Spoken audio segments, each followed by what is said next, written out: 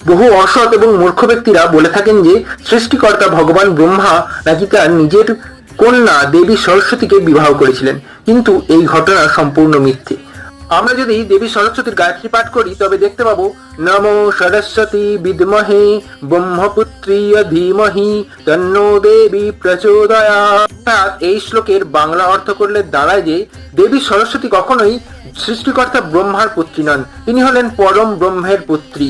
এবং যদি শিব পুরাণ আমরা পড়ি তবে সেখানেও আমরা দেখতে পাই যে মা দুর্গার শরীর থেকে সৃষ্টি হয়েছিল মা সরস্বতীর, অর্থাৎ তিনি কোনোভাবেই ভগবান ব্রহ্মার পুত্রী বা কন্যা নন, তিনি স্বয়ং পরম ব্রহ্মের অংশ।